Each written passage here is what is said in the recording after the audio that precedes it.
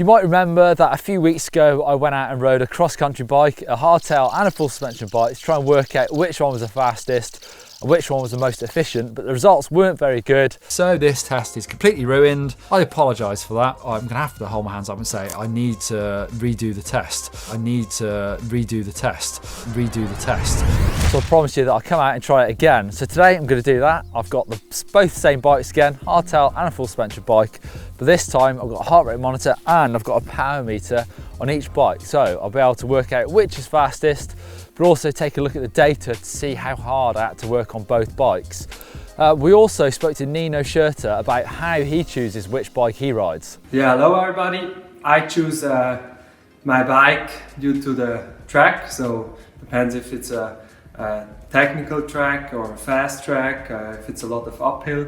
So the track's getting more and more technical and rougher, so I'm riding mostly now full suspension and just for a few races a hardtail. We also did some tests, some science tests, exactly measured with which bike I'm faster, yeah, so, but in general I'm riding the most time now full suspension bikes. So the power meter on this bike is on the crank, and I'm going to swap that between both bikes to keep it exactly the same, also using the same heart rate monitor. So today's course is pretty punchy. I'm just going to go as hard as I can on both bikes. I'm not going to try and ride to a heart rate or a power or anything like that. It's short enough that I can get 2 fast laps on both bikes, measure how fast I am, but also again look at that data and try and work out how efficient I am. So of course today is quite undulating, it's quite muddy today as well, although it is nice and sunny. Some short punchy climbs and some technical descending, so I think it's going to be quite interesting to see which bike is fastest. So in the last video I talked about the feel of the bike, so how hardtail compares to a full suspension bike, and we've done that quite a lot in the past actually. Of course the full suspension bike, it's more comfortable to ride, it's got more compliance, you've got slightly more grip on the ground, it's going to be more confidence inspiring to ride downhill and probably easier as well. But today it's not really about feel. I know how both bikes feel. Today it's about data and hopefully coming to a conclusion about which bike is faster, but also which bike was easier on the body, so I had to put less power through the pedals to actually go fast on. So test number 1 is on the hardtail. I'm going to go as fast as I can.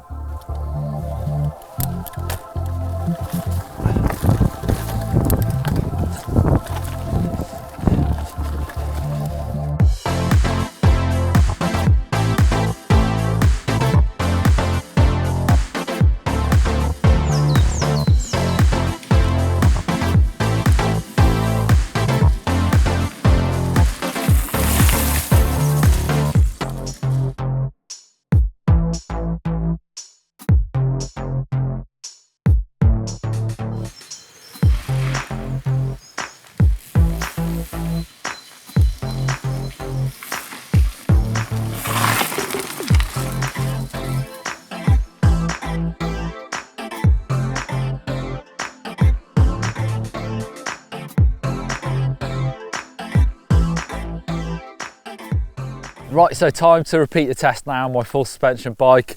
I've moved the cranks over to measure the power. The bikes are really similar builds, both have fixed seat posts, both have the same tyres, so there isn't too much going to affect this test other than suspension. So it's time to get out there and get around this lap as fast as I can on this full suspension bike.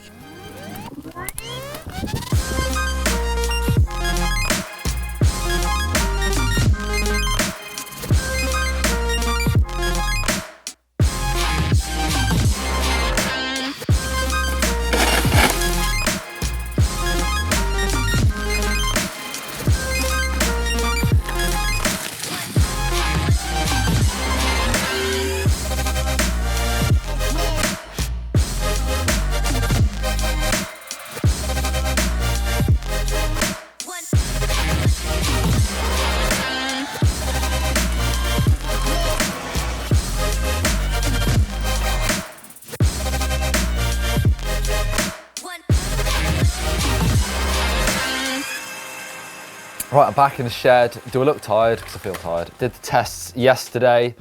and the results are here. First, talk about the course. It was 4.31 kilometers long and 123 meters gained. If you compare that to a cross-country World Cup, so the XCO courses are 4 kilometers as well, but they will climb a bit more, so 180 to about 300 meters climbed in a lap. But this test was fairly similar to an XCO World Cup. I think actually it was quite technical, the track I rode, but a lot of the World Cups are technical. So, to the results. So the Hardtail, my Canyon Exceed, which weighs in at 21 pounds, super light bike. I did the loop in 18 minutes and 39 seconds with an average power of 216 watts. I then did it on my Lux, which is 23 pounds, so still a very light bike, 2 pounds heavier. And the results, I was 8 seconds slower, so actually it's incredibly close, but I actually used more power, so 221 watts average power. So I worked harder and went slower on the full suspension bike, which I guess we kind of know that on some courses it's going to be faster and easier on a lightweight bike, the Hardtail. But I did feel that this course was muddy, it was boggy, there was some rough parts. I actually felt quite a lot faster on the full suspension bike, especially on the downhills. So it did surprise me that actually the results tell me I was faster on the Hardtail. Let's take a look at some more of the stats. So my max power on the Hardtail was 677 watts, but on the full suspension bike it was only 621, which I think means I was more consistent on the full suspension bike. On the Hardtail, I felt like I really had to sort of put really spiky power in to keep that bike moving. Also, it was rough. I felt like I was getting bounced out of the saddle quite a lot on the Hardtail, where I felt like I could be more consistent on the full suspension bike. But also, if you look at the heart rate, my heart rate average was slightly lower on the full suspension bike, so 167 compared to 170, which I think means I could probably recover that a little bit better on the full suspension bike. It did feel like that to me. Some of the downhills, I could just get behind the bike, really try and get my heart rate back down, whereas on the Hardtail, I was working hard, it's pretty sketchy. I was having to bunny hop over routes and things. It definitely feels like on that, my heart rate is just gonna stay that bit higher. Looking at the actual work I did, so I burnt 242 calories on the Hardtail, 250 on the full suspension bike. Yeah, again, I worked a bit harder. Cadence was exactly the same, so really consistent, 78 RPM between both bikes, and that's just my normal, I think. So at the start of the video, I said I wasn't going to talk about feel, but actually when I did the test, it did come down to a lot of feel for me. So I love the idea of a cross-country Hardtail. I think it's the coolest, pure cross-country race machine.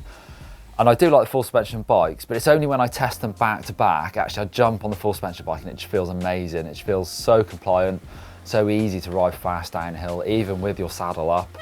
Did feel like I was recovering, but also it felt so much faster. On the Hardtail, I actually rimmed out the rear tyre about 3/4 away into the test, and I thought I was going to puncture and have to redo the test, but fortunately I didn't. But on the full suspension bike, I just felt like I could go fast and not worry about that at all.